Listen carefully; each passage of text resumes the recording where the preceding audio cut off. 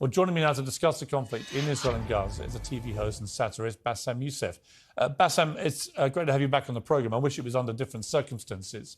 First of all, what is your reaction to what happened on October the 7th?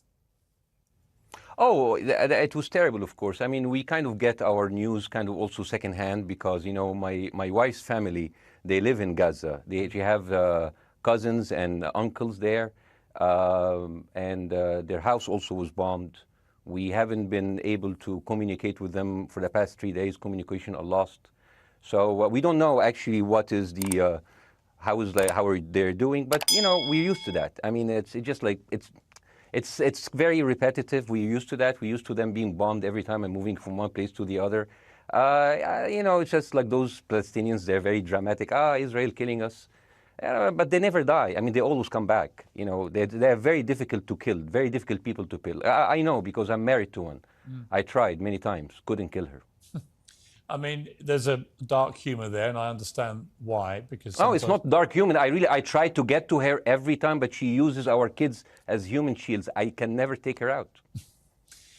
Again, I understand the humour, but to be serious, Bassem, about this, tonight there is... I will be serious. Now, I will be serious. I was watching your interview with Ben Shapiro, and I'll tell you one thing. Yeah. I think that Ben Shapiro is one of the smartest people who ever walked this earth. He's very, very smart. I follow him, and I believe everything he said. And when he came on your show, his solution was, and I quote, his solution was that the solution for this is for Israel to annex Gaza and to kill as many son of bitches as possible to make sure that this will never happen again.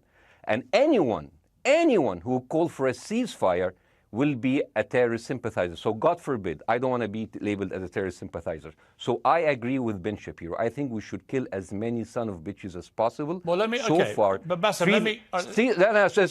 so far, 3,500 people were killed, including 5,000 son of bitches in the bombing of the Baptist hospital as we speak right now. 1/3 of those 3,500 were children. So my question to Ben Shapiro is, how many more son of bitches do we need to kill so Ben Shapiro is happy? Okay, because it changes Bassem, from 1 year. It changes from one. I'm sorry that. Listen, I'm really at a disadvantage here. I'm looking at a camera. I don't see you. I can hear you on my ear. The reason I'm interrupting so is I think you might be. I think you're conflating different interviews with Ben Shapiro. He didn't use the phrase "sons of bitches" with me. Let me play to you what he actually said on my show. He did. Go back to your interview. No, he didn't. That was another interview. But let me play what he said to me here. Well, frankly, I don't believe in proportionate response to terrorism. I believe that the way that you stop terrorism is with wildly disproportionate response. That doesn't mean in terms of targeting civilians. It means in terms of killing as many terrorists as humanly possible and allowing them to dictate the terms of engagement by hiding behind civilians in areas that they are supposedly responsible for means that the only option for Israel is to surrender to Hamas's hatred of its own citizens, its willingness to use its own children as human shields. No country worth its salt could ever do that. Now, that is substantively different to what you said he said, right? He's talking there but specifically about Hamas terrorists. I agree with him. The thing is, the question is, what is a proportionate response? Because it has been different from one tier to another. So if you look to this graph, for example, this is the death of Israeli and Palestinians, and it's changing from 1 year to year. It's like fluctuating like crypto. So my question is today, what is the going rate today for human lives? I mean, 2014 was a great year for Ben Shapiro. 88 Israelis were died, and there was 2,329 Palestinians killed on the other side. That is one Israeli for 27 Palestinians. That is a very good exchange rate. What I'm saying is, what is the exchange rate for today? So you guys will be happy. That's my question. Well, it's not me, guys. I'm not on either side. No, not you. Like when I say you guys, I say like the people on the other side of that. I know that you don't think like that, Piers. You're one of the good guys. But let me tell you something. I mean, the reason that I'm using this is that, I mean, I can't remember what happened in 2014, and there was no music festival, but there must be something. I mean, they must do something. It is their fault. It has to be something. I mean, in 2018, 300 Palestinians died. Who's counting, you know? So the thing is, what my question is, let's find what is the exchange rate for human life today so we expect the future death of Palestinians and we'll be happy to it. My response to that would be this, Bassem. I've thought carefully about this because I think it's very tricky for people like me to immerse ourselves into a conflict where we're not directly involved. And I thought carefully about what I feel about this. I feel that the scale of what Hamas did on October the 7th supersedes anything else I've seen in this conflict, really ever. The savagery, the butchery, the slaughter of 1,300 people, the shooting of babies, the 100%. Kidnapping of grandmothers, and so on. So if we can agree on that, which I think is inarguable, then the question then becomes, again, about proportion. I don't disagree that there's been a lot of bad stuff on both sides going back historically for decades. But if we agree that this was on a different level altogether, quite deliberately by Hamas, designed to provoke... No, here's my question. Let me ask you a question. And the question, because you raised it earlier about proportion. I honestly don't know what the proportionate response is. I honestly don't. I don't. I've been watching the airstrikes this week thinking... So what's your question? Well, I would ask you, if you were Israel, what would you... If I was Israel? If you were Israel and that had happened to you, what would you think would be the appropriate way for the country to respond? I would do exactly like Israel did, kill as many people as possible since the world is letting me do it. I mean, I can do it because I can, you know. But the thing is, you know what, I agree with you. And you know what, I'm going to be even ahead of you because I see the question coming. Do you condemn Hamas for the atrocity? Yes, I condemn Hamas. I condemn Hamas. I condemn Hamas is the source of all evil. They're a reason for everything. And you know what, let's for a minute imagine a world without Hamas. Right. What will this world look like? Let's give this word a name, and let's name this word the West Bank.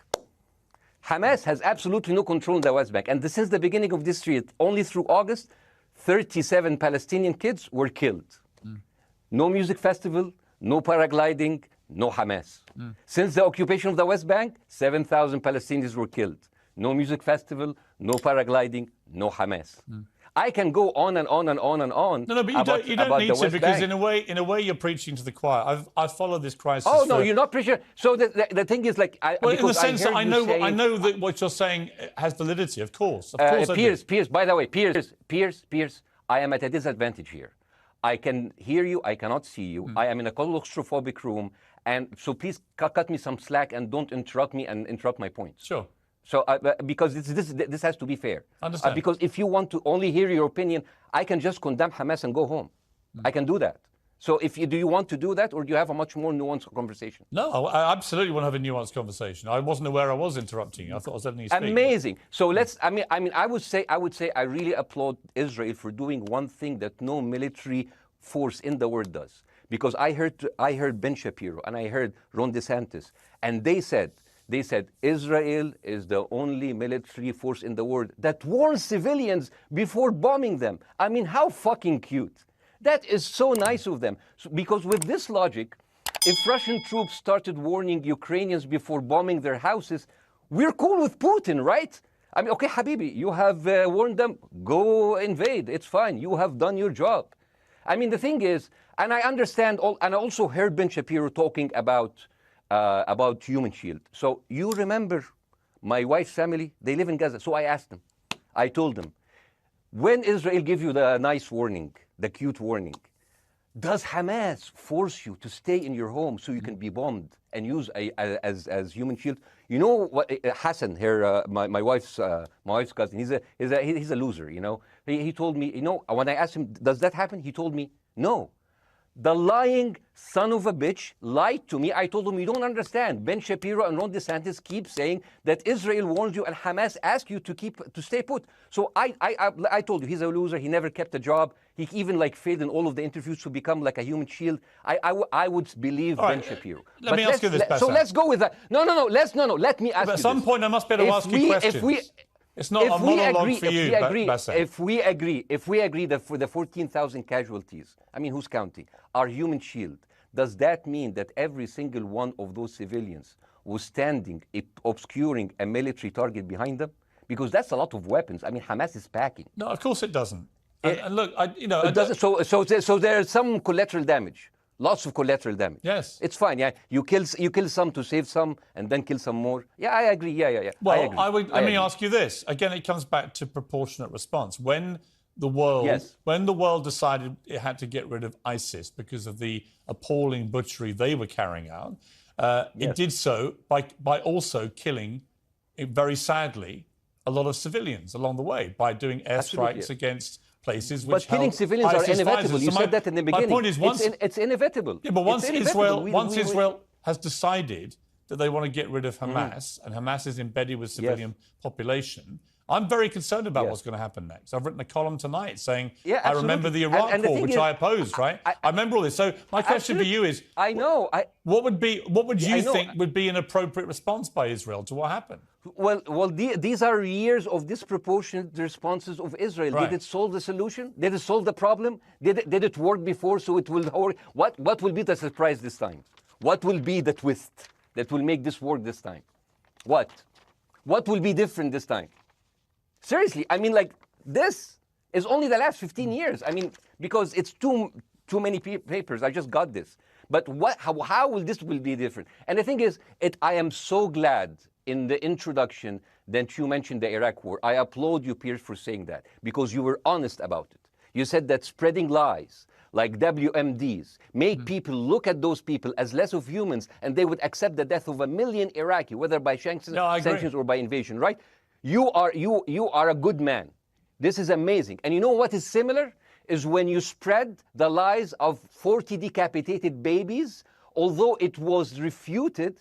So what happens when people hear that, killing babies is horrible. But when you say decapitated 40 babies, you are planting a certain image with a certain trigger in people's mind. Who has said that? Who has said 40? Who has said that? You have said 40 decapitated. Who has said that? You have repeated. No, I haven't. What? I've never said that. You haven't said on your show 40 decapitated babies? Never. Ben Shapiro didn't say it? No. Ron DeSantis didn't say Nobody it? has said it. Okay, Piers. No, nobody said it? No. Oh, okay. Okay, maybe I am wrong. Decapitated. Here's you're the thing. wrong. I've never said that. The thing, what happened, no, you're wrong. But the thing is, when Iraq, the thing is, the same thing is happening in Iraq. Ben Shapiro once tweeted, not even about Gaza, about the West Bank, when Israel continued to build the illegal settlement. He said, 2017, Israel likes to build things, and Arabs, not Palestine, not Hamas, Arabs like to bomb crap and live in open sewage. Yeah, I thought that was very the Israeli defense minister, he said, those are human animals. And the thing is, Ben Shapiro should know better, because, long before the Holocaust, before Jewish people were thrown in the gas chambers, the Nazi propaganda called them rats. Now, as a human being, I will never accept that another human being being thrown into a gas chamber, but a rat, kill 10, kill 1,000, 3,500. They are son of a bitch. They are human animals who live in open sewage and decapitate babies. And because of that propaganda, Mr. Morgan, that guy in Illinois, the 71-years-old guy, he killed, stabbing the 6-year-old Palestinian kid in Illinois 26 times. And he used to play with him. They used to be friends. But he went in, marching into their apartment, stabbing his mother and killing him, shouting, all Muslims could die. Yeah. It took you 80 years to change one word from Jewish to Muslim. And then you transferred your guilt to us and took away our land. Bassem, let me ask you a question. That deal sucks, man. Let me ask you a question. How do we get from where we are now to peace? Well, first of all, you need to change the perception. Nikki Haley, the American presidential candidate, said, we are in Israel in this because it's a fight between good and evil. Now, if you already decided someone is good, he can do no evil. And if you decided someone is evil, it's good to kill them. Killing them is good. You see, and the thing is, it is not like something new. I mean, I look at history and I see, I'm sorry to say this, but Westerners has always dealt like this with indigenous people. You first treated them like savages, Native American, First Nation, Aboriginal. They're savages. Kill all the savages. And then when they're almost extinct, you start feeling sorry for them, like animals. So maybe the solution is that we kill as many Palestinians as possible, so the few of them that remains do not bother you. And maybe Netanyahu, when he lives for another 100 years, he'll become a tree hugger. Let me just challenge you on this. And he will campaign for preserving the three Palestinians. You keep talking about Westerners like me. Okay, so let me return the favor, okay? Hamas is dedicated to the complete eradication of Jewish people. I am not the spokesman for Hamas. I'm not saying you are. Why do you keep... I'm not saying you are. I'm not their spokesman. You're talking to me. I fucking hate them. Bassem, Fuck Hamas. Hamas. No, are you happy? You're missing my point. You're talking in a generalized way about people in the West who always talk about Arabs as savages. I don't. No. I'm talking about America. I actually led the campaign. I led the media campaign in this country against the Iraq War. Okay, so I don't see... I don't see people in the Middle East as savages. You are one of the good ones. But what I would say is... I'm not talking about you. You're great. No, it's not about me being great. You're amazing. We love you. It's about the way Hamas behaved on October the 7th was like savages, like a pack of savages. It was the worst atrocity against Jewish people since the Holocaust. There has to be, of course, there has to be a response. They should be eradicated. My question for you is, notwithstanding the history, Bassem, what is the proportionate response? But I don't know. But there's no Hamas in the West Bank, and they're still dying there. So what's your excuse? I don't have any excuse. Okay, what's your explanation? Sorry, my earpiece went down. Listen, I don't make any pretense that this hasn't been a massive problem between Palestine and Israel going back to the mid-40s. We all know this, right? Piers, listen. I'm not saying that you're making excuses, but if you are adopting a certain point of view, you have to at least defend it. I'm telling you, there is no Hamas in the West Bank. What is the excuse? Not your excuse. What is the excuse to kill those people? Well, listen, this question of proportionality is one that... No, answer my question. I've been answering your question. You answer mine. It's actually not my job to answer your questions. It's not. Okay, not your job. Not. I agree with you. I'm more interested in you, who has family in Gaza, who's an Egyptian in the Middle East, right? I'm more interested in what you have to say. Okay, I'm telling you. I think Hamas is the problem, okay? Right. Now, let's say Hamas is removed. Let's Hamas. I'm agreeing with everything. You want me to condemn Hamas? I will condemn Hamas, Hummus, Hassan, everybody. Guys, so wait. I can't hear you. The earpiece. Damn. Okay. Oops. Okay. Yeah. Okay. I do need help. I think. Okay. Just go back. Is he there? You go back. Can you hear me? Okay, go. Thank you, guys. Can you hear Bassem? Yeah, now I can hear you. Okay. So here's the thing. Can you hear? Okay. Yeah. So, Isaac, let's say, for example, Hamas ceased to exist. Okay? Do you hear me? Yes. Yeah? Hamas ceased to exist today. Now, right now, in Palestine, in West Bank and Gaza, 20% of Palestinians go through Israeli prison system, whether imprisonment, whether interrogation, whether torture.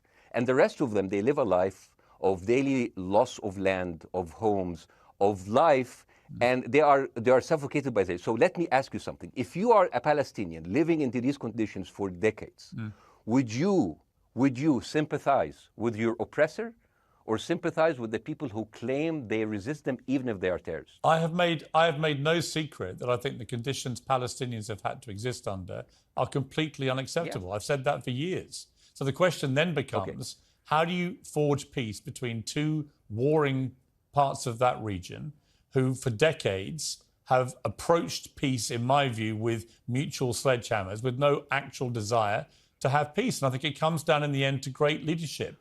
And I don't think there's great leadership. I don't think, well, hang on, let me make my point. I don't think there's great leadership on either side. Where is the Nelson Mandela figure here to come through all this hatred on both sides? Nelson Mandela? Yeah, where is that figure? Nelson Mandela actually have criticized Israel for being a horrible state. All of the South African activists have actually called Israel. My point is about how he responded to a country that was so divided. Is a template for how you get to peace, isn't it?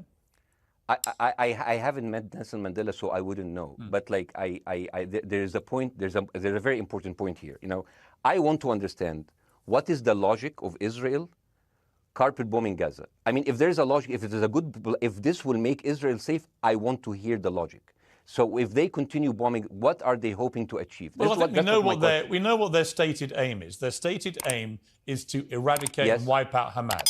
They believe Hamas are living predominantly in northern Gaza. They also are aware they're living amongst civilians. So it's an incredibly difficult thing. As I said in my monologue, it is very, very difficult to see how they do this without massive collateral damage.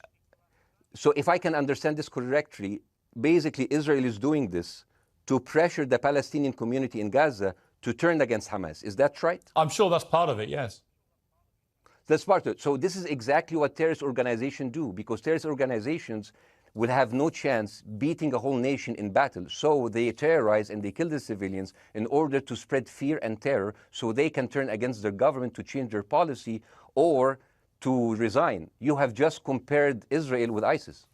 No, I haven't. I don't see any comparison between It's Israel going to be and the headlines tomorrow. Piers Morgan, Israel is ISIS. Only amongst people who weren't listening. The comparison, which is more apposite, is ISIS and Hamas.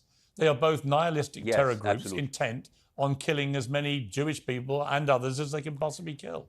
And you can't get peace with people like that. Absolutely. You know what? I'm going to do something that nobody done on your television. You know what I'm going to do on your episode? I'm going to pretend that I'm an Israeli citizen. I'm going to put myself in the place of an Israeli settler in the kibbutz. And I want to speak to my Prime Minister, Benjamin Netanyahu. Mr. Benjamin Netanyahu, I have voted for you because you have promised us peace and prosperity and security. On the 7th of October, those son of bitches Hamas, they went into the fence that is regularly heavily guarded. Usually if there's like a dove that comes close to it, it will be shot. Those people went in and they went for 6 hours before IDF forces was deployed, killing our friends, our families, kidnapping our grandmothers and babies, and went in. I want to ask you, Mr. Prime Minister, after you have fractured the Israeli community and you have fucked our courts, our Supreme Courts, what are you doing with the money being given to you, to the United States? Also, you are carpet bombing Gaza with absolutely no regard to our hostages, our people. I heard a rumor in the kibbutz that you're doing that you let that happen as an excuse to carpet bomb Gaza, so you push them into Sinai. And I didn't believe it. It's like, not my prime minister. He can never do that. And then I watched an interview for Danny Ayalon. He was your chief advisor. He was also the Israeli ambassador to the United States. And you know what he said, Mr. Prime Minister? He said that the solution for those Palestinians is to go into a vast land of Sinai and live into tent cities temporarily, temporarily, wink wink, until we build Gaza again, and then we invite you back.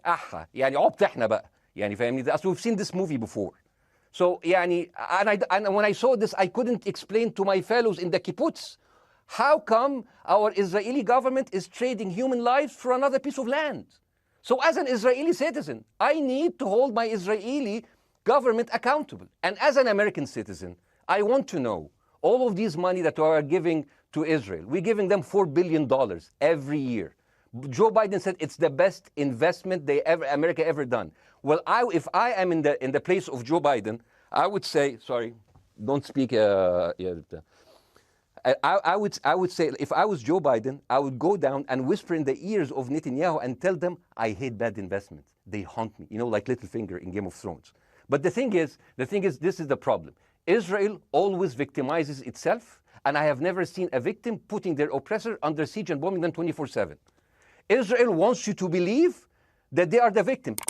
Dealing with Israel is so difficult. It's like being in a relationship with a narcissistic psychopath. He fucks you up, and then he makes you think it's your fault. All right, you look at Israel as Superman, but they're really Homelander. Wallahi, they are shooting fish in a barrel, and they are annoyed with the splashes. Bassem, I want to say two things. One, if you could just slightly manage your language. We are uncensored, but if you keep swearing... I'm very sorry. We have to apologise to viewers who may be offended by that. I apologise. But I understand passions run high, so let's not get too bogged down about the odd swear word. I apologise to the viewers. I apologise to the viewers for my language. My second question is this. After the sight of dead civilians. After the break, we have the managing director of the Daily Wire, which is Ben Shapiro's company. We were going to interview him on his own, but he's happy to come on and talk with you directly if you are prepared to stay.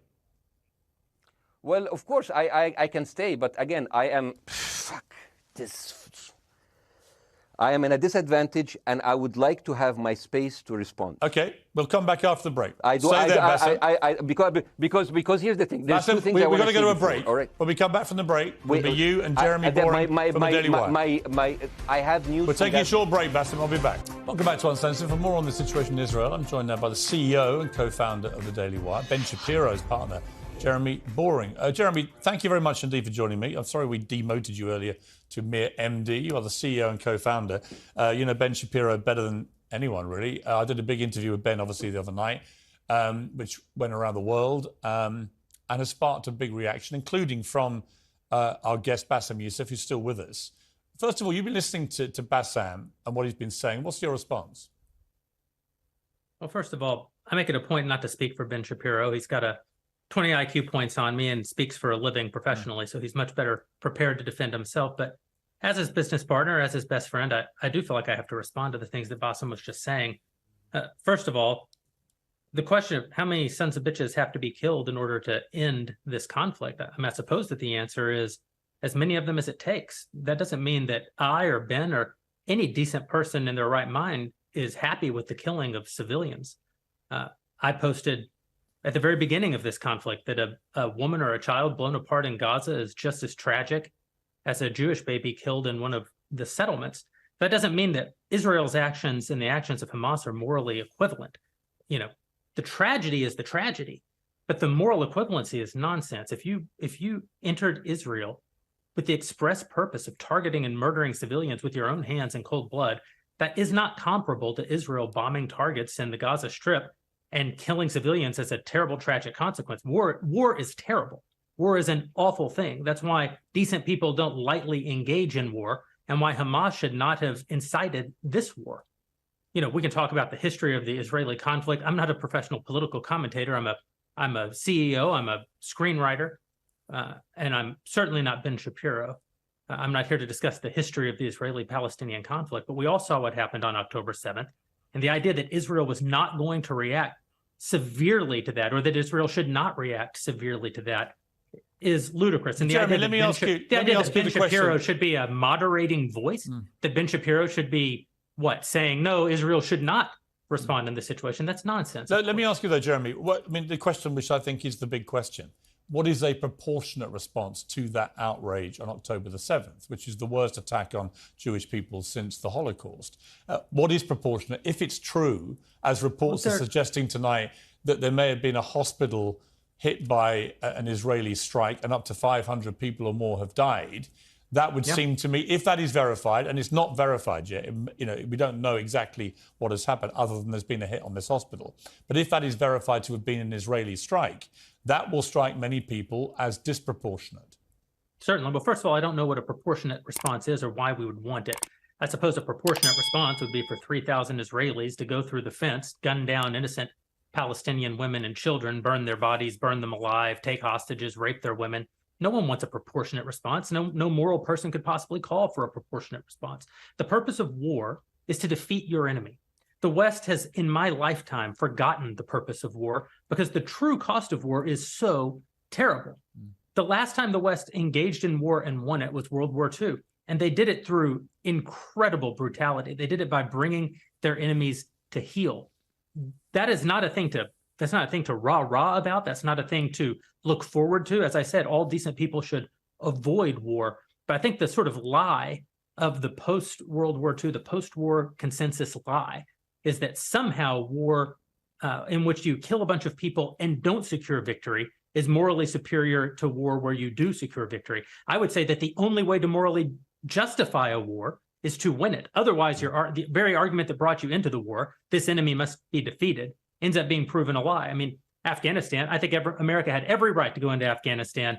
The Taliban was harboring Osama bin Laden and Al-Qaeda. Al-Qaeda flew planes into buildings in the United States, killed thousands of our citizens, brought the nation into untold agony, pain, and horror. America had every right morally to go in and destroy the Taliban and destroy Al-Qaeda. Yeah, but I would argue, the Taliban now rules in Afghanistan. The war was not won. But that's my point, actually. I've done a column about this tonight for The Sun here in the UK, which is I was editor of a newspaper when the Iraq War happened. I opposed it very aggressively as the editor of the paper. And sadly, we were borne out by events. It was a complete disaster, the Iraq War, in my view. It was illegally contested, I think. And the consequences were appalling in terms of loss of life, 1 million people, in terms of ISIS being allowed to breed and create their merry hell around the world, in terms of complete dismantlement of Iraq itself as a functioning country.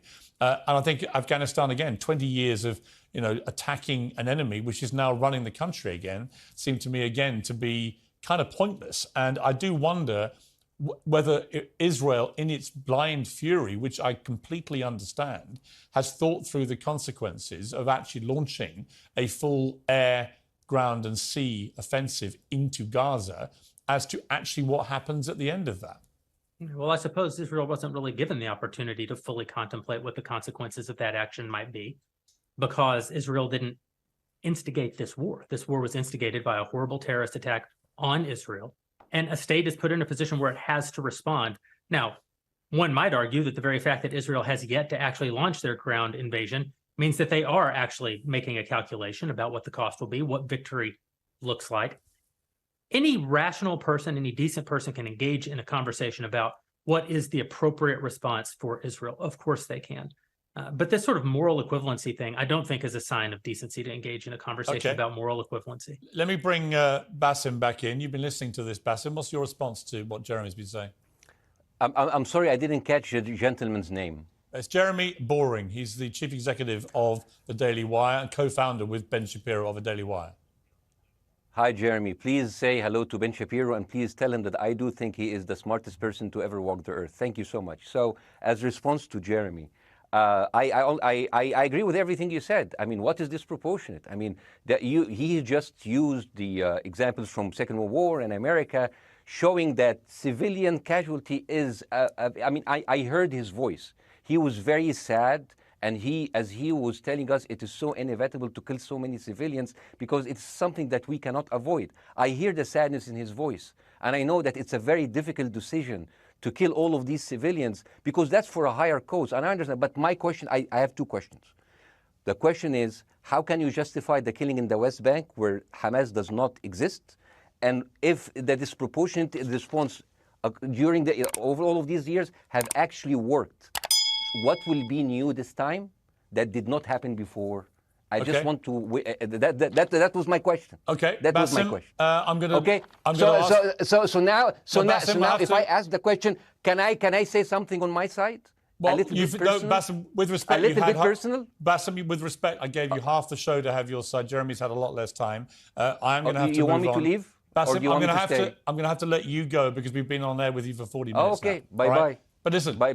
I'd like to talk to you again, Bye-bye. and thank you for joining the program. I appreciate it. Oh, by the way, my wife's family is all right, and they sent us a house. It's bombed. It's beautiful. It's going to be a good like Halloween theme. So well, I'm very sorry for what your family are going through in Gaza, and I mean that very sincerely. By the way, I don't know. I don't know I don't know him. By the way, I haven't actually met them. They didn't even come to my wedding. They couldn't because they are stuck in Gaza. Okay. And she never saw them because, Gaza is not a destination. Baasim, as I say, we hear their voices, and it's they die. It's fine. It's fine. Baasim, I wish your family all the very best. Thank you for joining me. I appreciate it. I don't.